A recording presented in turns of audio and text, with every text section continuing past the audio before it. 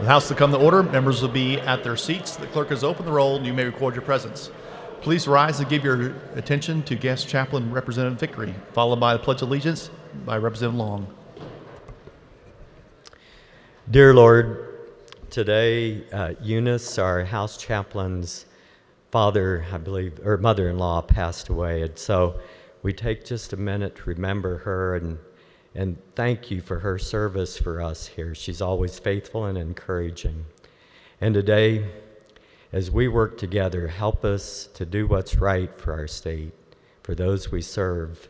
Give us insight of how to do that well and how to work together for the better of our state. In Jesus' name, amen.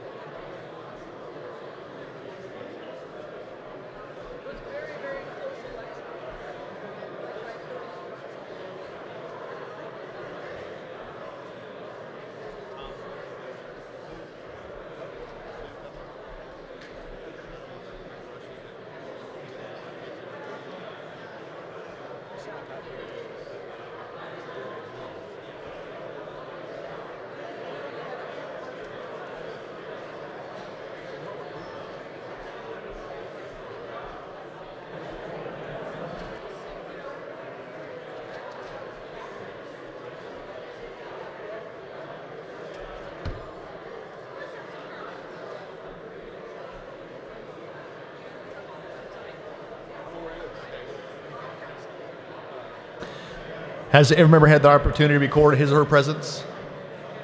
The clerk will close the roll and take the attendance.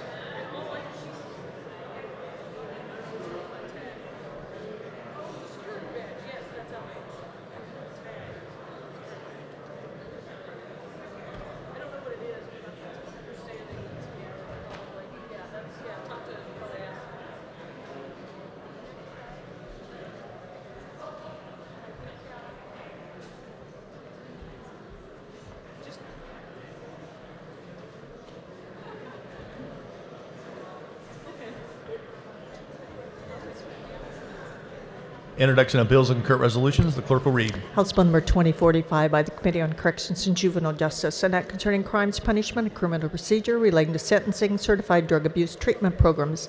House Bill number 2046 by the Committee on Corrections and Juvenile Justice, an act concerning crimes, punishment, and criminal procedure relating to sentencing, multiple sentences, person convicted of a new crime.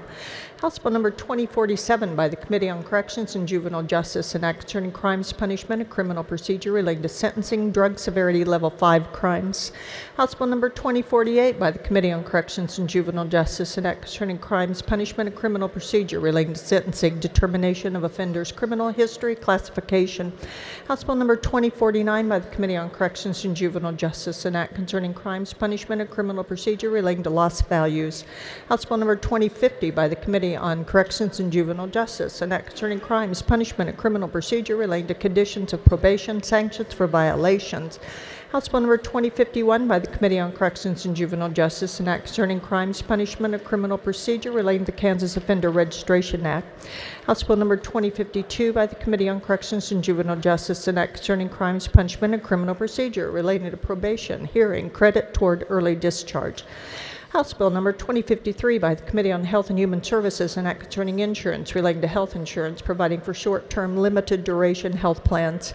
House Bill number 2054 by the Committee on Insurance, an act concerning insurance relating to health insurance, amending certain requirements for fully insured association health plans. House Bill number 2055 by the Committee on Insurance, an act concerning insurance relating to health insurance, making certain association health plans subject to the jurisdiction of the Commissioner of Insurance. House Bill number 2056 by the Committee on Insurance, an act concerning insurance relating to health insurance, exempting certain association health plans from regulation under statutes governing small employer health plans.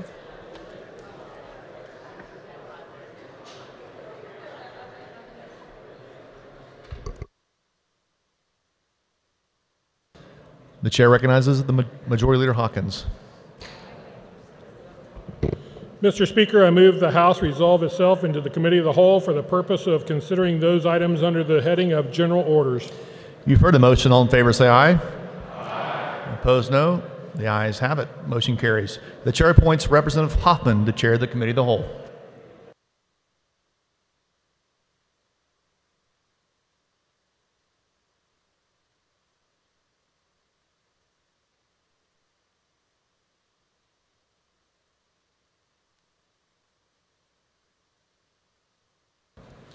Good morning, everybody. First item on the business today is H.R. 6004. For the purpose of carrying H.R. 6004, the chair recognizes Representative Finch.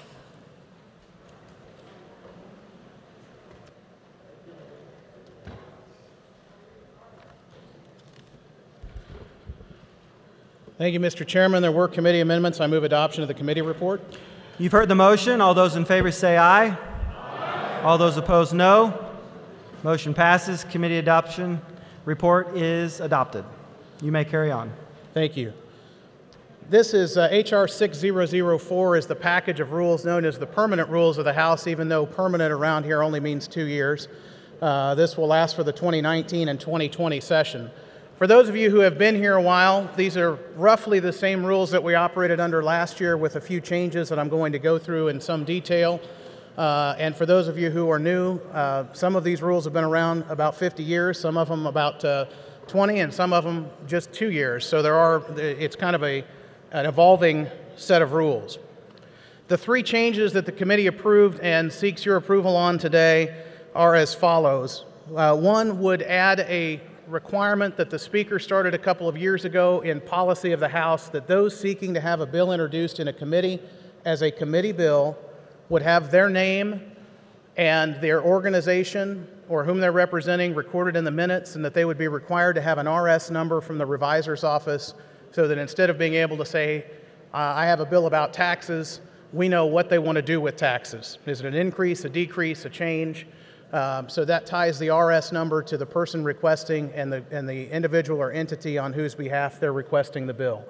This is the language that the committee adopted, is the language from the revisor's office that has been finding its way into committee rules across the House this session, and this will just codify what has been, I think, a good transparency practice of making sure that those bills have someone tied to them in the record. The second change concerns what happens when a gut-and-go amendment takes place. For those of you who are new, a gut-and-go is when all of the content of one bill is removed and the content of a different bill is inserted. Many states have different names for this. I think South Dakota is hog shedding. So I think Kansas is one up South Dakota, at least, with the term gut-and-go. This is based on language that the representative from Douglas County, who's on the Rules Committee this year, brought last year in a resolution, and it says roughly this: if a gut-and-go is offered in a committee, then there has to be certain information that's recorded in the committee minutes and the committee's action index. Both of those documents are posted online so the public can see them. If it happens on the floor of the House, it has to be recorded in the House Journal. That includes the committee that recommended the amendment or amendments, the date the amendments were recommended, and the bill number of the source bill or bills, if any, that are the donor material as part of that amendment. Now, the intent of the resolution last year was that that information would be shown on the face of the bill. And it is our intention as a Rules Committee, the intention of House leadership, and the intention of the Revisor's Office that that is ultimately where we end up. However, because we use a system, an IT system, to track all of the changes that are made to bills as they go through the process, those of you who work with IT know that it's not a quick change. We need to be absolutely certain that when we make those changes in the system known as ks, that we have no regression in the capabilities of the Revisor's Office to do their jobs as we proceed through session. It may be that they tell us we can do this in a week. It may be that they tell us we can do it in a month. It may be that it's sometime next session. But as soon as they tell us we can put this information on the bill and that there will be no regression in the lawmaking capabilities, the information will be posted on the bill.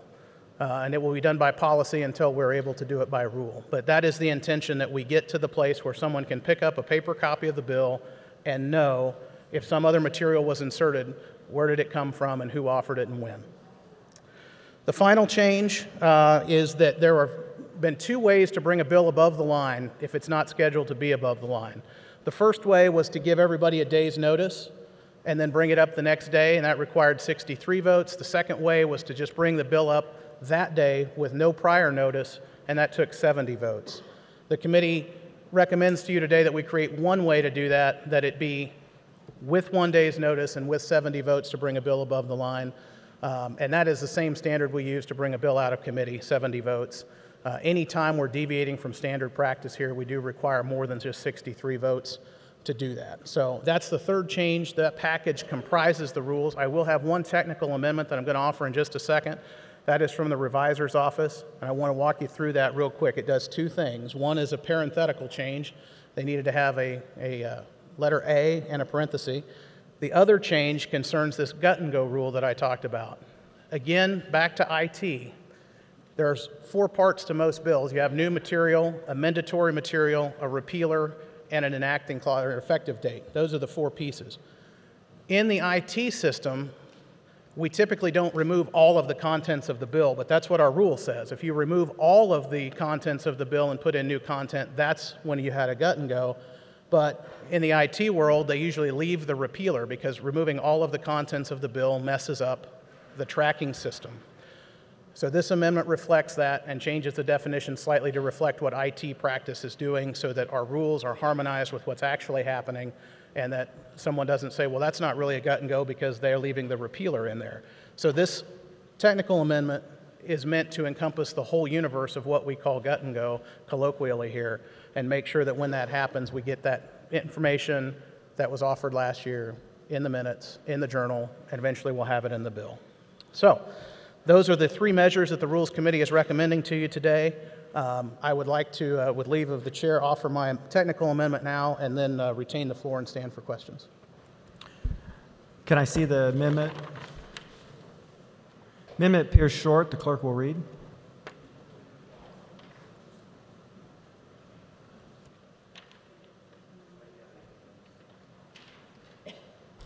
Page 10, line 37, by striking of the material and inserting sections. Also on line 37, after clause by inserting that contain new or amendatory language. And 38, by striking new material, inserting sections that contain new or amendatory language. In line 42, by striking new material and inserting sections.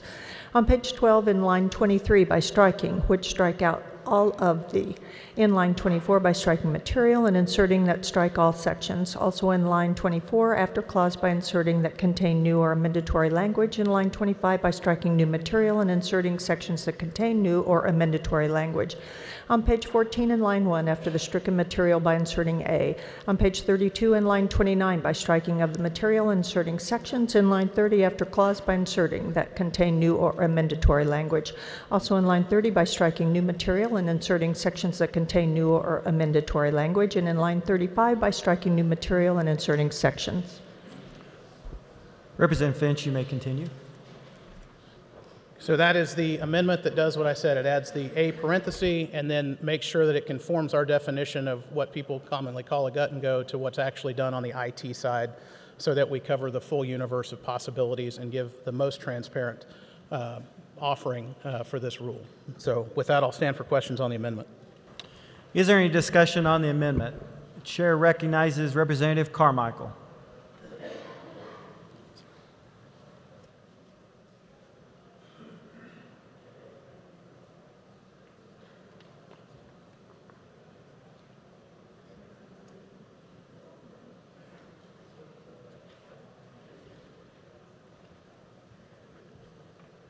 Thank you, Mr. Chairman.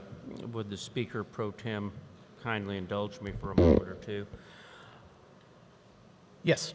I have not had an opportunity to look at this amendment, but typically in bills we have an effective date that is usually the last section in the bill, and so my thought had always been if we just strike everything after the enacting clause, that so long as I left the effective date unaltered, that it would not be a gut and go. Does this amendment address that circumstance? Does this amendment address that circumstance? The old traditional rule is that you have to be removing all of the content of the bill. What we found, and we got into this conversation, is that the reviser doesn't actually remove all of the content of the bill. They leave some portion. A repealer, if there's a repealer, could be the effective date if there's the effective date, so that someone could say, I didn't do a gut and go, I removed everything but this sentence, and so I'm not really gutting this bill. This, as I understand this amendment from our revisor's office, this would clarify that when you remove or intend to remove the contents of the bill and report something else into it, that you are covering that and that gut and go rule applies so that the information is collected in the minutes. And you can't shortcut that because the reviser doesn't actually remove that language as part of their process. So to make sure that I'm clear, if I offer a gut and go amendment, the original bill made it effective upon publication in the statute book, and when I do my gut and go, I don't strike that last section, so that the bill is still effective upon publication in the statute book. Does that fall under the gut and go rule, or is that just a standard amendment? My understanding and the intent of the committee is that that would fall under gut and go, that we want to, when we're covering new and amendatory language, that is what we're attempting to get at. Well, that certainly sounds like a good idea. I haven't fly-specced the language, but I'll rely on your good judgment. Thank you, Mr. Chairman. For further discussion, the chair recognizes Representative Sawyer.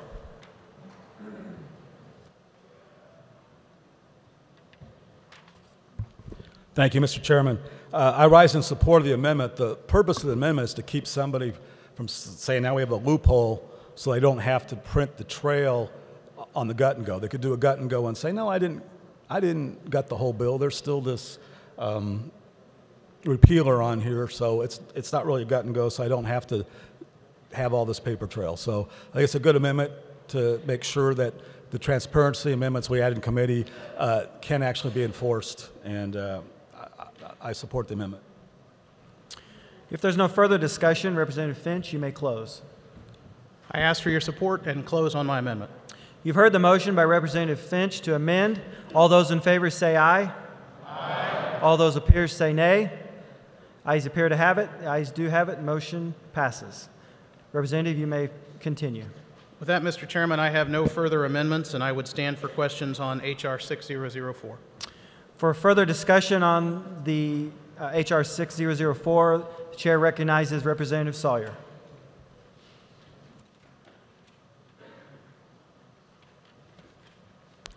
Thank you, Mr. Chairman. I rise in support of the committee report on rules.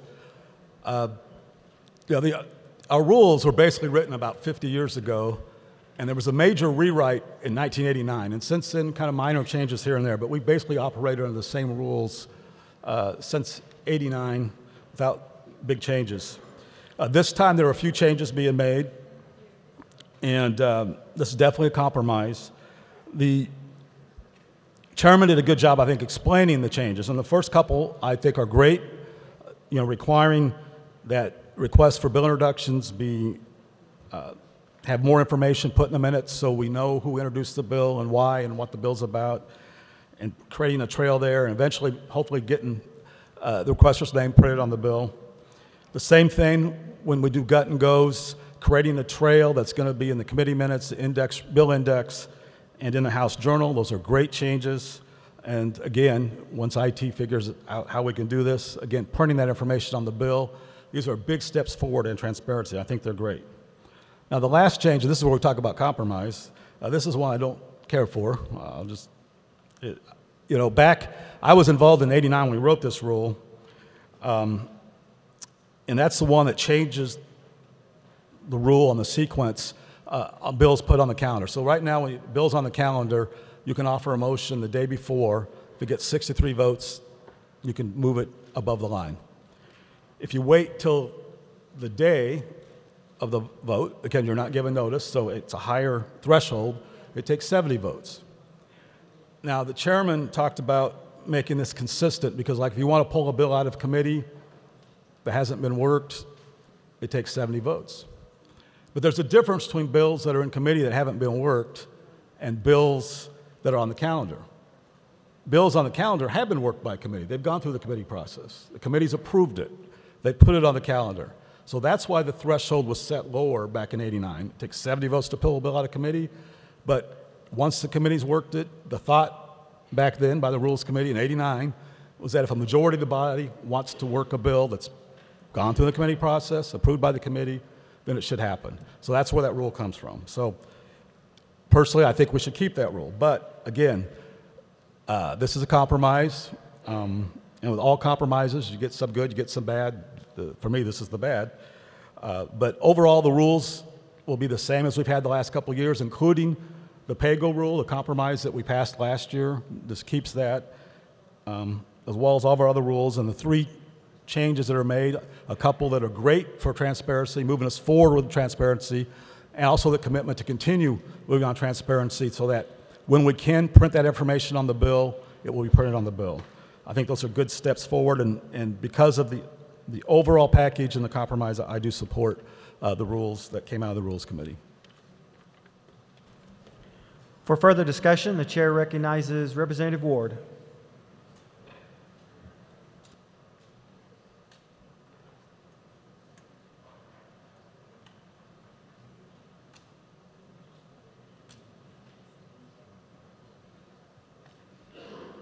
Thank you, Mr. Chair. I have some questions for the Speaker Pro Tem. Good morning, sir. Good morning. Hey, you and I have been around here a few years. We know that most of the heavy lifting gets done in committee. Would you agree? Oh, I've seen a lot of heavy lifting out here, too. No. So the Judiciary Committee doesn't do a lot of good work and get bills done and bring stuff out? Well, I didn't say that. You asked if all the heavy lifting happens in committee. Here's why I ask. Here, we can roll call votes and even, get 15 hands. We can get them recorded, even on amendments and procedural things. You're familiar with that, correct? Been part of a few of those. Okay. So in committee last year, we couldn't do that. If a good amendment was presented in committee and voted down by one vote, there's no way to find out how unless you ask every member of the committee. Is that currently what the rule states? Are you asking me what the current rules or this resolution? Let's start with the current rules. The current rules do not require roll call votes in committee, and this resolution does not require roll call votes in committee. It does allow any member to request their vote be recorded. Okay. I've always, until I came to this body, most of the time when I interacted with committee chairs, they were first among equals. Even when I was on the city council and the school board, the president wasn't able to dictate or prevent bills from coming. They were first among equals. They ran the meeting. I find here, though, that chairmen consider themselves above the members, and they say, and I'll give an example. Last year there was a bill that passed this chamber with 71 votes, but could not get a hearing in the Education Committee, despite over 2/3 of the members wanting to have that hearing or have a vote. Does the rules provide for the majority of a committee or a supermajority of a committee to bring a bill up to be heard or worked? No, the current rules say that it is the authority of the chairman to preside over the meetings and to put all questions to the committee, and that's in Rule 1303A. And that's not a change. That's been the rules as long as you and I, at least as long as I've been here. Right, I agree. But it seems to be used more recently. Can you give a good reason to the people of Kansas why we would let one person control the members of a 16 or 17 or 13 or 7-member committee, why we would let a chairman deny majority rule. I think in response to your question, there are several factors to consider. One, most legislative bodies use a strong chair form where the chairman has authority to decide questions of order, to decide what questions are going to be put to the committee, to decide what bills will be heard and what bills will be worked. I don't think that's out of step with most of the other states in the country. The second reason is that you have to have some guideline. With 90 days, we have a limited amount of time to hear and work bills, and putting every one of those questions out for a vote to the committee may end up taking more time or deflecting away from things that might need to be done. And the third is just the precedent. We have operated under the system of having strong chairs here as long as I've been here, and I think for decades before. The minority leader talked about the rules being 50 years old in some cases, and I think that's probably been past practice much longer than my short stint here. Yeah. Are you aware of a study? Were you familiar with the Kansas City Star articles last couple of years about the lack of transparency in the Kansas legislature? I did see those articles, yes. And they referenced some studies across the country, and Kansas ranks one of the lower states in transparency.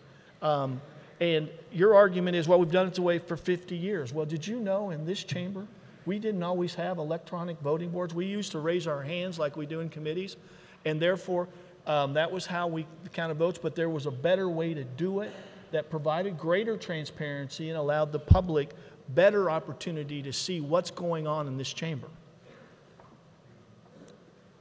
The question is, am I aware that we used to not vote, or do you want me to respond to the KC Star article? Or what I'm asking is, when you have all that evidence, your argument that says, well, these have been in place for 30 or 50 years, tell me why you see that okay when people who rank the quality of transparency and the ability of the public to hold legislative bodies accountable rank us so low.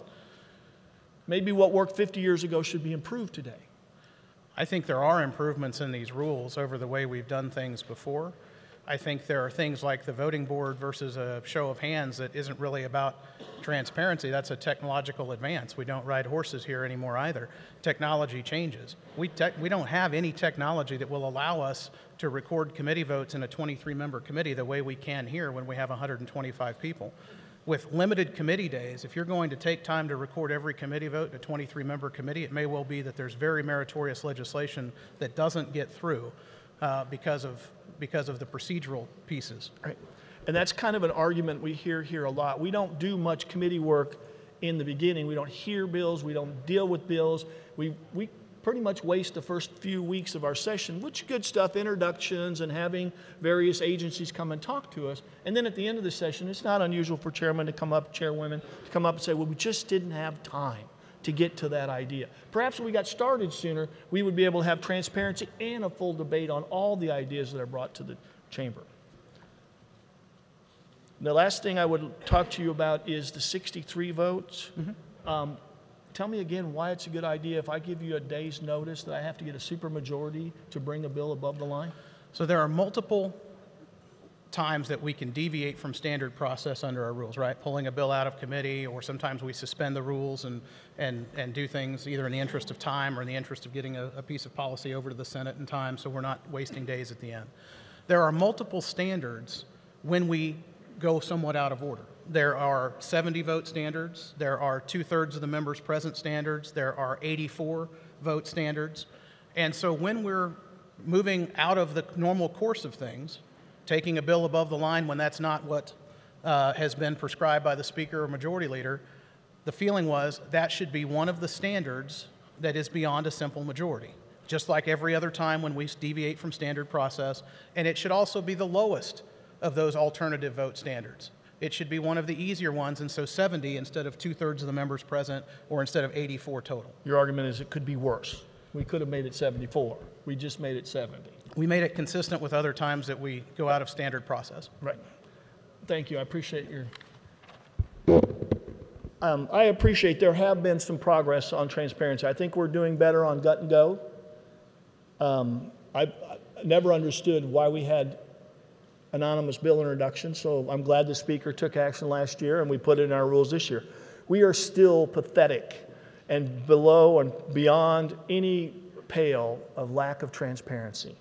The idea that committee chairs are above their committee members and can deny a majority a vote on an idea that has 71 votes on the House floor last year, we couldn't get a hearing.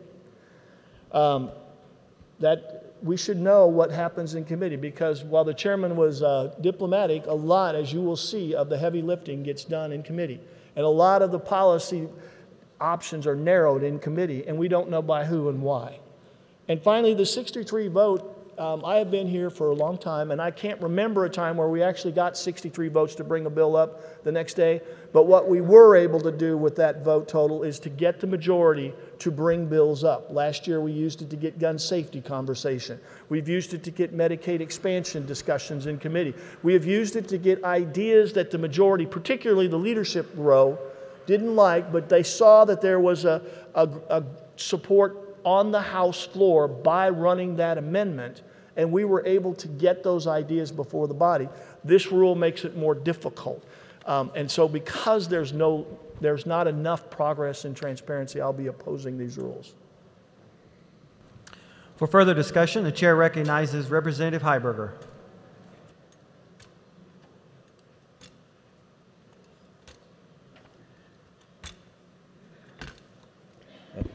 For all you new members, are you sure you know what you've gotten yourself into? Well, I'm kind of a rules geek, so I kind of like this. That's why I gathered a group of as many members of the Democratic caucus as I could over the summer to talk about a package of rules changes. And I think the Kansas City Star did do a good job of pointing out some real flaws in our rules. And so we got together, put together a package of changes to make our rules more transparent and democratic. And I really hope to get those together in time to circulate to members on this side of the aisle before now.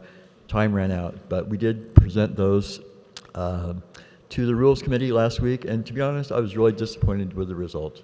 I think I ended up offering 8 amendments, and it didn't even offer several that are farther out there that I knew wouldn't get a positive vote. But out of that, we got what we got. We got the change to require minutes to reflect who introduced the bill and who for. I mean, that was, I applaud the Speaker for introducing that as a policy last year. I think it's good to add to our written rules, but it's not a substantive change. And actually, the version that was adopted was one adopted by the Speaker Pro Tem, which actually restricted committee chairs' power more than my version did. We did get the agreement to go forward with tracking of gut-and-go bills, but I just want to be clear. I introduced a resolution on this topic last year, the same language, and it was designed to not take effect until this session so that staff could have time to implement it over the summer. It did not get a hearing.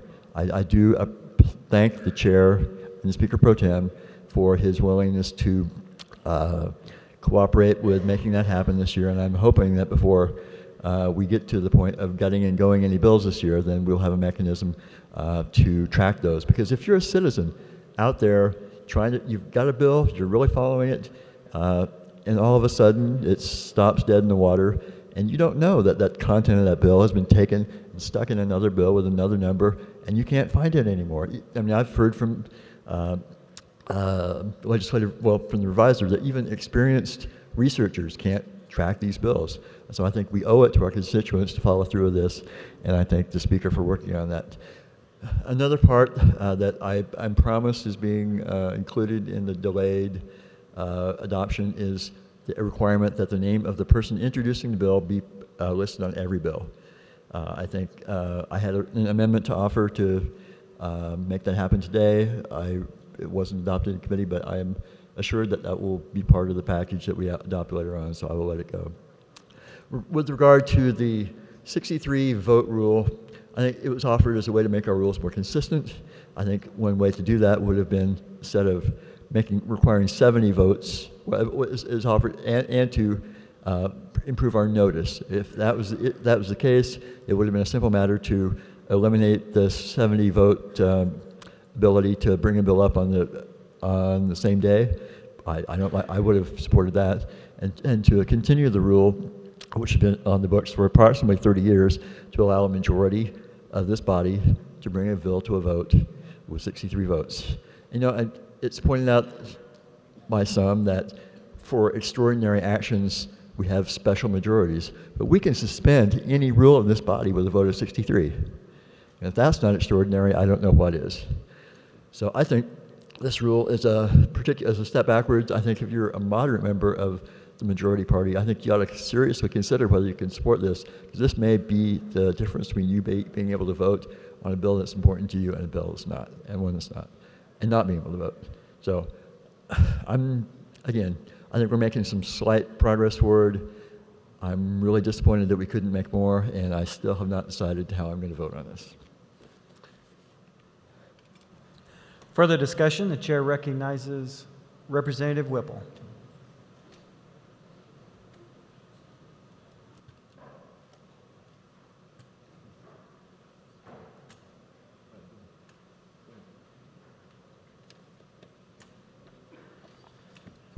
Thank you, Mr. Chairman, and good morning, body. Looking forward to hopefully bringing us all back together with an amendment that I believe we can all support. Can I see the amendment? Amendment appears short. The clerk will read.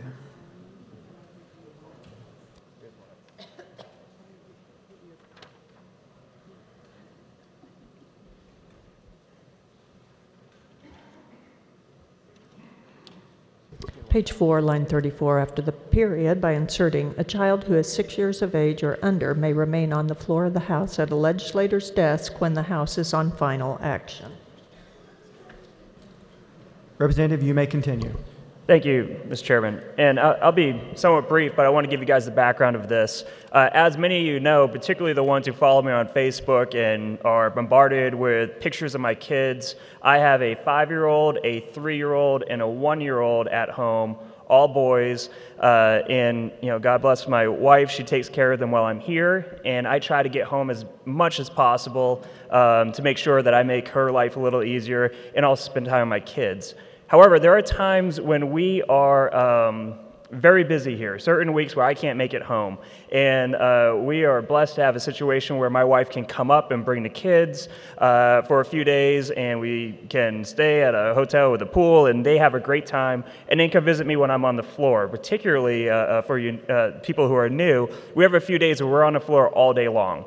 Last year, and normally I bring my kids up here, and it's really been a privilege to have them grow up within these halls and to meet so many other parents and grandparents who sit here today.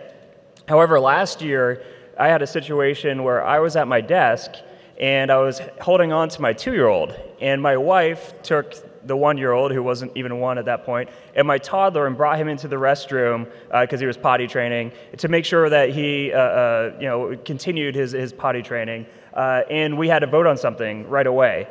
So I sat there with my 2-year-old and punched my button, and my kid played with my tie or something. And a sergeant of arms approached me and told me that this is actually a violation of the rules, which to an extent it is, where when we are in final action votes, you are supposed to be the only one at your chair, which means that someone else can't lean over you and tell you how to vote or even be on the floor. However, I understand that these rules, which earlier in this debate we've learned have been around for about 50 years and just have been evolving throughout, that there was a time where there probably wasn't many young families on the floor holding babies. So I understand that maybe this has been overlooked in the past. Right now we have more young families who are on serving. We have some people in this body who might not have young kids right now, but might in the next year or two.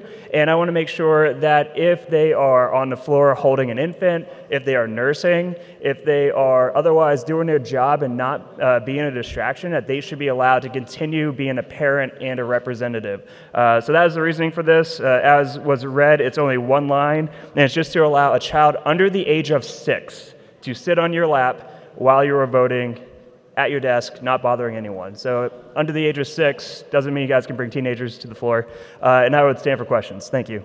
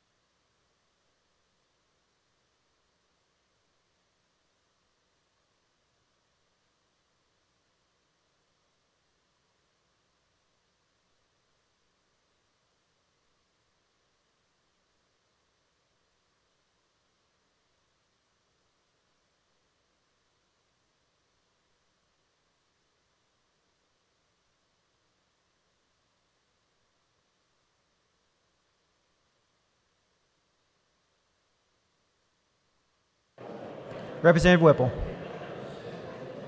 Thank you, Mr. Chairman and body. After reviewing the amendment and getting agreement with the Speaker of the House and also the Speaker Pro Tem, it has been suggested that a rule wouldn't be necessary and that in the future there would be no problems. So with that, at this point, I will withdraw my amendment with the acknowledgement that we have a gentleman's agreement. Thank you. Is there any objection to the withdrawal of the amendment? Seeing none, the amendment is withdrawn. We're back on the bill. Chair recognizes Representative Victors.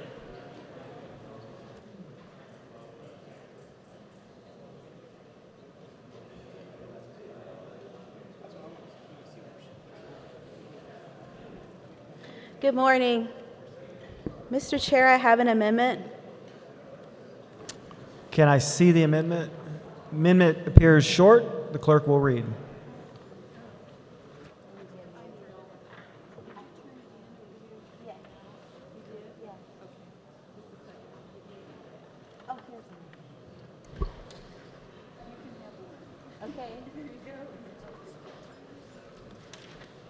Page 4, line 25 before the period by inserting number 4, infants or children who are being breastfed by their mother who is a member of the legislature.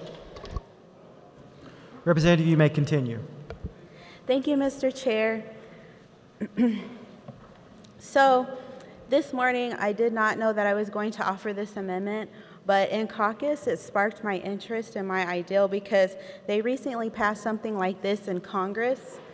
And what the bill does would just add that if a mother is breastfeeding, that she's able to do so while we're having discussion here on the House floor and when we also are voting.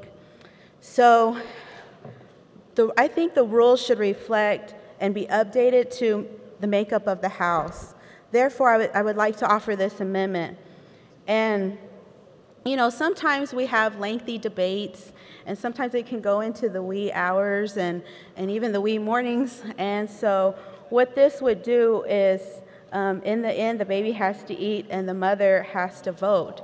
So what this would do would just put this set this in stone that, you know, and understand that a mother has to breastfeed, and this would this amendment would allow that. And I stand for questions.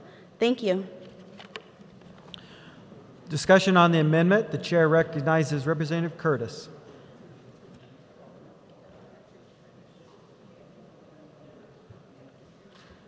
Thank you, Mr. Chairman. I just rise in support of this bill, or this amendment. I think it sends an important message that working parents everywhere deserve family-friendly workplace policies, and I think this would be a way to show that we want to have all the voices here, and it is such a burden when a new mother is trying to balance both workplace responsibilities and their responsibility to their children. And I think this would send a huge message just saying that we are very family friendly and we want to make sure that we accommodate all of our members. Thank you so much. I rise in support and hope that you will support this amendment. Further discussion, the chair recognizes Representative Humphreys.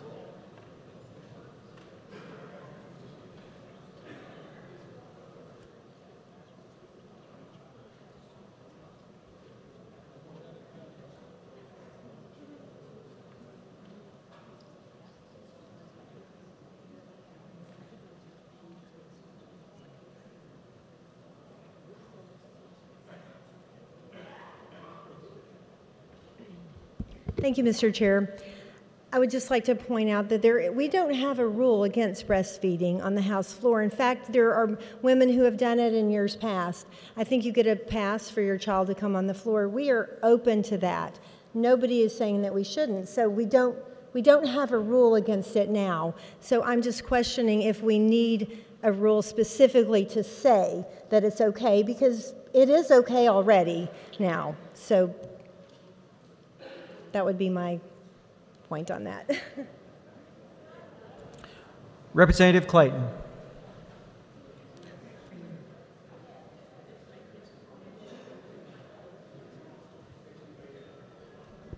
Thank you, Mr. Chair, and thank you, body.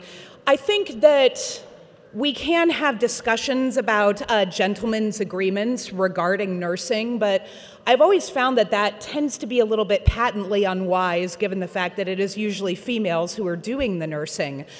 It may or may not be necessary to add this into our rules, but if we think about this from a standpoint of optics and appearing to be a family-friendly legislature, this is a wonderful opportunity for us to make a positive and pro-family statement regarding the way that our proceedings continue. So I would urge support of the Victor's Amendment. Thank you, body. Thank you, Mr. Chair. Representative Finch. Thank you, Mr. Chairman. I want to echo some comments from the speaker 2 speakers ago. There currently is no prohibition regarding the breastfeeding of legislators' children on the floor, and to my knowledge has not been in the House rules, certainly not in the time I've been here. I'd also point out the investments made this year in the lactation room down on the first floor on the north wing made available. So certainly here in the State House we want to be as family-friendly as possible in allowing this. I do have some concerns about the language that's been proposed and the mechanism by which it's proposed, but understanding that the trend this year and the investments that have been made here are all moving towards being more family-friendly and wanting to enshrine that in the rules, I have no objection to the offering of the amendment at this time and would treat it as a friendly amendment for purposes of the rules and would ask the body's support. If there's no further discussion, the chair recognizes Representative Victors to close. Thank you, Mr. Chairman. Although there is no rule of it, I believe having a rule makes it more comfortable for a mother to be able to come into the House chamber and do her duties as a legislator and also her duty and role as a mother. So with that, I ask you that you please support my amendment. Thank you. You've heard the motion by Representative Victors to amend. All those in favor say aye. Aye. All those opposed, nay. No. Ayes appear to have it. The ayes do have it. Motion passes. We're back on the bill. Chair recognizes Representative Hodge.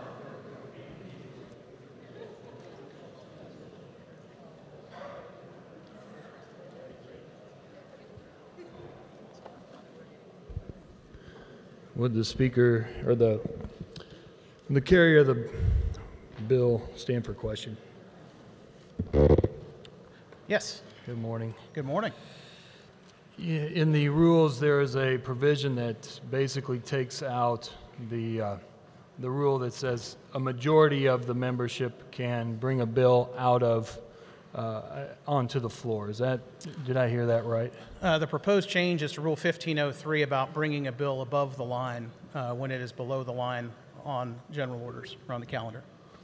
Is there a reason that you can think of that would help us figure out why we moved from just a simple majority to a larger number? This is the same conversation I had with the good representative from Sedgwick County earlier when we were here.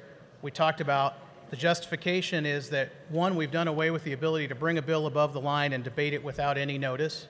That's currently in the rules, so we're changing that.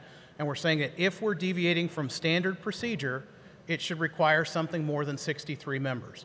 Similarly to when we bring a bill out of committee without the committee having voted it out, that's a 70-vote threshold. If you want to pull a bill above the line without leadership placing it there, it's a 70-vote threshold. Anytime we're changing the procedure from the norm, it requires something more than just 63. That's why the number's 70. Oh, thank you. So in theory, you could have a majority of our committee of the whole want a bill, but the bill would never get to the floor due to the discretion of the committee chairs. Is that a possibility? The discussion that we had in committee with the minority leader who's been here longer than I have was that he cannot remember a time since the rule was changed in '89 when there have been more than 63 but less than 70 who wanted to bring a bill above the line and vote on it. At the times that has been used, there's almost always been more than 70 votes for the measure. That's a helpful answer, but my question is, it's within the realm of possibility that you could have a majority want a bill to be heard, but it won't be heard because 70 votes aren't there to bring it up to the committee floor. It could be that case. Okay, thank you. Yep. Mr. Chairman, I have an amendment. The amendment appears short. The clerk will read.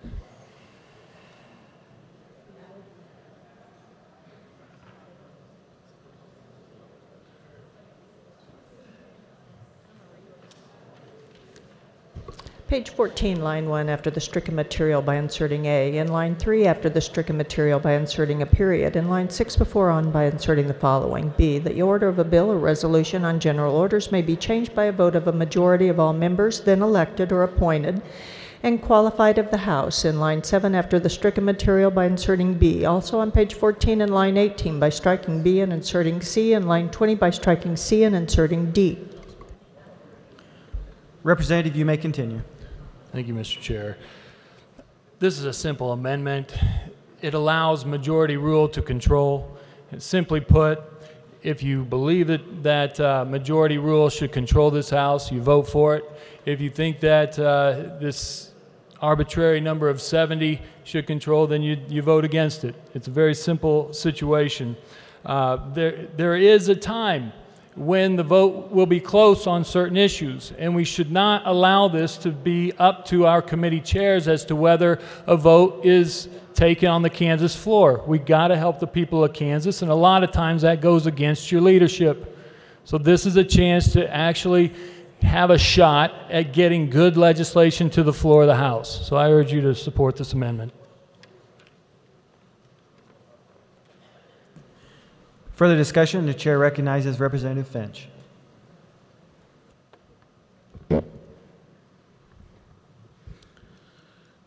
This provision has garnered quite a bit of discussion. We've had 2 rounds of questions on it, and I want to reiterate a couple of points about the proposed change. There are currently in the rules 2 ways that a bill can be brought above the line. One requires a day's notice, one does not. One takes 63 votes, one takes 70. The feeling was that we should always have a day's notice before we debate a measure, and there are other rules that we use on timing about how long something must lay on our desk, how long we should have before we review and vote on it, and we felt that the 1 day's notice should be the case. There are other instances throughout our rules when we deviate from standard procedure. In fact, all of the rules can be suspended if 84 people in this room decide that we don't want to follow them anymore. But when we do something that is not in the normal course, we should have something more than 63 votes to do that. Otherwise, what the follow-up amendment should be is that anything should just be 63 votes. We should suspend the rules, we should pull bills out of committee, we should eliminate any rule of the House with a mere 63 votes. That's not how we do business. The rules are there to give us an orderly, stable process that we can expect. And if a measure is that important that 70 people want to pull it above the line or pull it out of committee, it's going to get debated, and we're going to have the conversation. I've been here 6 years. I can tell you over the last 2 years, we debated nearly everything there was to debate. There was no issue that didn't get a hearing on this floor. At times when a motion was used to try to pull a bill above the line, debate occurred. And we will continue under this speaker to respect the process, to debate measures as they come before us, and synthesizing this rule so that nobody gets blindsided the day of a vote, making sure that everybody gets a day's notice, and that whenever we deviate from standard procedure, we do so with more than a bare 63, is just good, stable, transparent process. And I would ask that you vote down this amendment, honor the work of the committee. Even the minority leader, the vice chair of the committee, stood up here and said I don't love it, but it's part of the package, and we have to work together and stand together with the rules package placed out by the committee. So I would ask that you vote down this amendment. Thank you. Seeing no further discussion, Representative Hodge, you may close. Ladies and gentlemen, it's good to be back. I'll keep it short. This is simply a situation where how many times have you been frustrated with the committee process when you haven't been able to get your legislation through, and you know that there's a majority of your colleagues that want a piece of legislation through this House floor? This isn't rocket science. This isn't changing anything. This is just allowing the majority rule to control, just like in every other situation we're in. So this is not a rule change that just is harmless. This is a rule change that will affect the ability to keep the majority rule intact here on the House floor. I urge you to support it. Do you move your motion? Representative, would you like to move your motion? Yes. You've heard the motion by Representative Hodge to amend. All those in favor say aye. Aye. All those opposed, nay. The noes appear to have it. The noes do have it. Motion fails. We're back on the bill. Seeing no other discussion,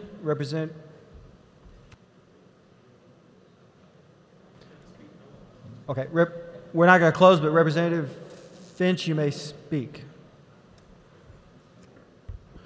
Mr. Chairman, body, I beg your indulgence. In the course of the debate, we got word from the revisor's office that 2 of the standing committees that have been changed, the rules that we have do not reflect the changes. In one case, a number of members of a committee was changed from 23 to 17, and I'm not sure what the other is, but I'm told the revisors are rapidly drafting that amendment so we can fix it so that our rules conform to how many people are actually on the committees. So that somehow got through the temporary rules and was caught today, so I want to make sure we get that changed. So if you'll beg our indulgence, I'll ask the chairman if we can stand at ease for a moment until we get that amendment and can fix that, but that's the delay at this point. Thank you. We will be at ease. Body, I would like to point out over on the south wall, we do have former Representative Kevin Yoder here with us today.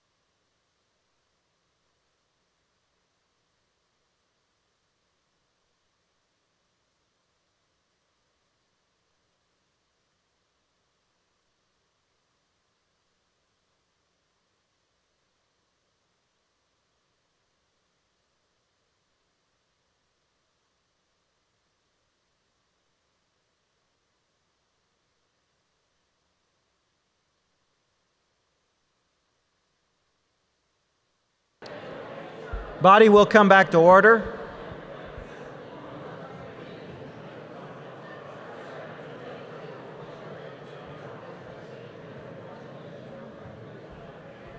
You may have to whack the gavel. Okay.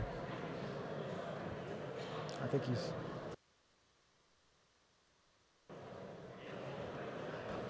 Representative Finch, you may continue. Thank you, Mr. Chairman. I have an amendment. Amendment appears short. The clerk will read.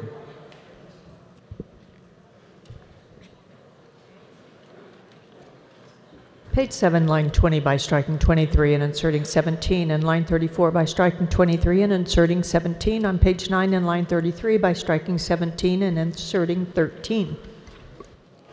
You may continue, Representative. Thank you, Mr. Chairman. Body, if you're following along with your well-worn by now copy of H.R. 6004, you'll note that what this amendment does on page 7 is change the number of members of the Agriculture Committee from 23 to 17, the number of members of the Judiciary Committee from 23 to 17, and 2 pages later on page 9 changes the number of members of the K-12 Education Budget Committee from 17 to 13. Those are the sum total of the changes, and I'll stand for questions. For discussion, the chair recognizes Representative Carmichael.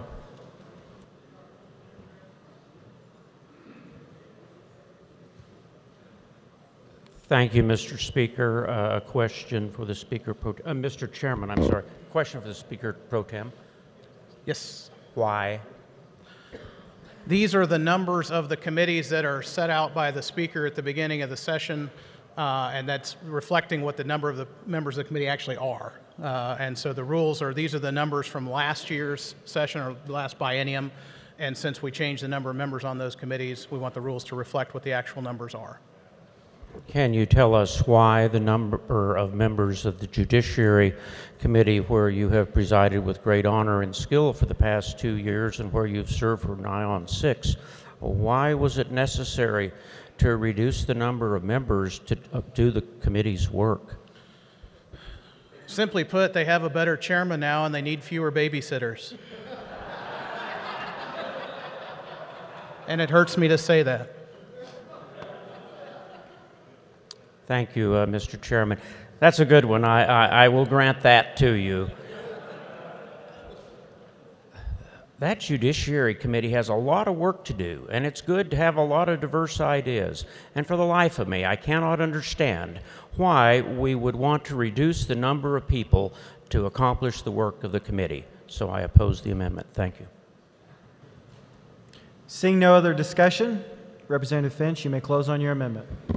As the good representative points out, the Judiciary Committee does a lot of good work. This year, though, and you've all seen the coverage, there is a renewed focus on rural revitalization. There's a renewed focus on taking care of the children in our foster care system, and there's just not enough bodies up here to give every committee the maximum number of people. And so changes had to be made so those priorities could be reflected.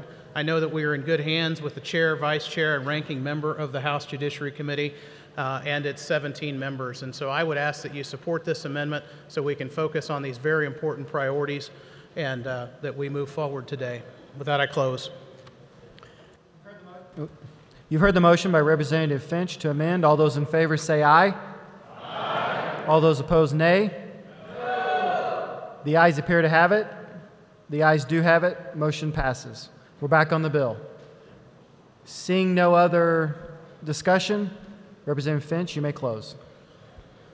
Thank you, Mr. Chairman and members, for a spirited debate today on a couple of points. I think everybody's had an opportunity to speak, and that's what the process is all about. I would be remiss if I did not thank the members of the House Rules and Journals Committee. I hope that you will take a moment to thank them for the work that they have done on this, the minority leader as vice chair, and the other members of the committee, some of whom came up today and spoke. And I can't mention them by name, but you can check them out on the website because we are transparent there, and you can see all the members of the Rules and Journal Committee. I thank you for your consideration this morning and ask for a favorable vote so that we can improve our rules and move forward with the business of the session. With that, I close and move that when the House rise and report, it report H.R. 6004 favorably for passage as amended. You've heard the motion. All those in favor say aye. Aye. All those opposed, nay. No. The ayes appear to have it. The ayes do have it. Motion passes. This concludes general orders. The chair recognizes Majority Leader. Thank you, Mr. Chairman. I move we rise and report. You've heard the motion to rise and report. All those in favor say aye. Aye. All those opposed, no. Motion passes.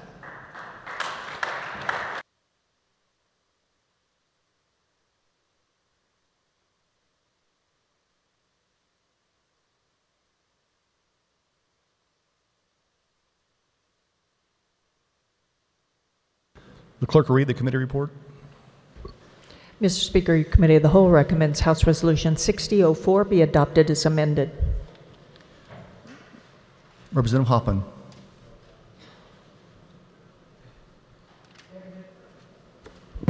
Thank you, Mr. Speaker. I move the adoption of the committee whole report.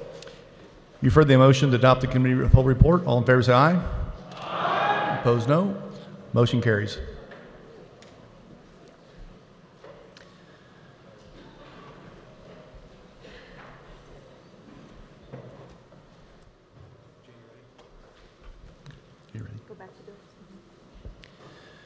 I'd like to return to introduction of bills. Is there objection to returning to that order of business? Seeing none, the clerk will read. House Bill number 2057 by the Committee on Insurance, an act concerning insurance relating to health insurance pertaining to small employer carriers, establishment of certain classes of business. House Bill number 2058 by the Committee on Insurance, an act concerning insurance relating to health insurance, updating certain definitions pertaining to small employer health plans. House Bill number 2059 by the Committee on Insurance, an act concerning insurance relating to health insurance, exempting certain association health plans from requirements pertaining to small employer health plans. House Bill number 2060 by Representative Parker, an act concerning employment relating to municipal regulation of wage, benefit, and leave policies with respect to private employers. House Bill number 2061 by Representative Parker, an act concerning employment relating to municipal regulation of wage, benefit, and leave policies with respect to private employers. House Bill number 2062 by the Committee on Agriculture, an act concerning real property relating to recreational trails, applicability of conditions for operating such trails.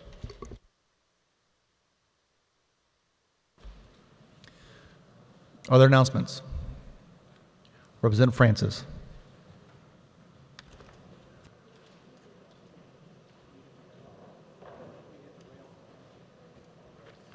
Thank you, Mr. Speaker. The first meeting of the Rural Caucus will be tomorrow, Wednesday at 11:30 or upon recess of the session. We're going to be having elections. If you've got a conflict, show up. We're going to try to do the election of our new chairman early in the session. But if you want to stay for the meeting, it'll be by Kansas Farm Bureau about their new health insurance bill, and we'll be having barbecue. Thank you, Mr. Speaker. Representative Finch.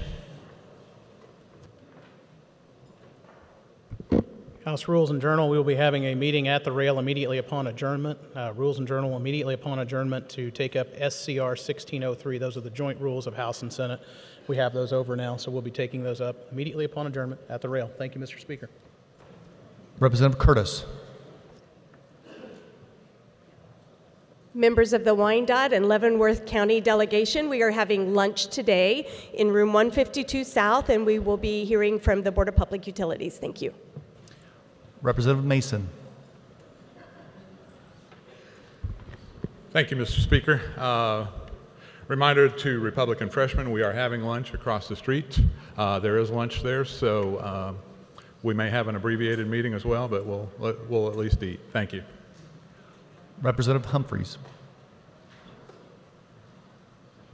Thank you, Mr. Speaker. Republicans, we will have our first caucus meeting tomorrow.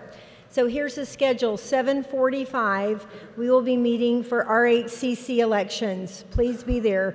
At 8 o'clock sharp, we'll start our caucus meeting. It's going to be very informative. You need to hear this information. So look forward to seeing you at 8. And it is in the old Supreme Court room. There was a little question about the location, but it's in the old Supreme Court room. And we also will have a short calendar, which we'll hear about. Okay, thank you. See you tomorrow morning. Representative Rajas.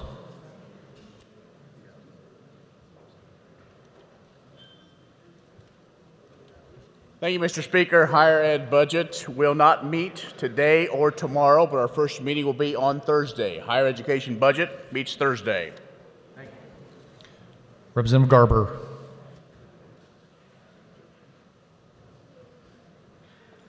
Thank you, Mr. Speaker. The Capitol Commission Bible study tomorrow morning at 7 o'clock in room 142 South. We're studying the Great Commission, Book of Acts, chapter 1. Hope to see you there.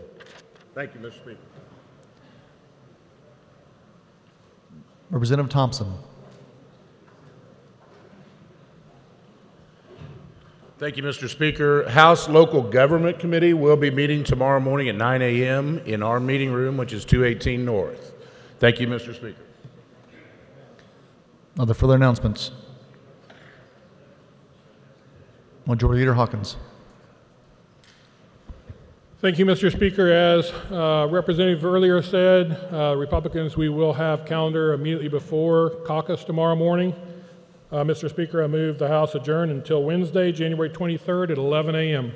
You've heard the motion. All in favor say aye. Aye. Opposed, no. We are adjourned.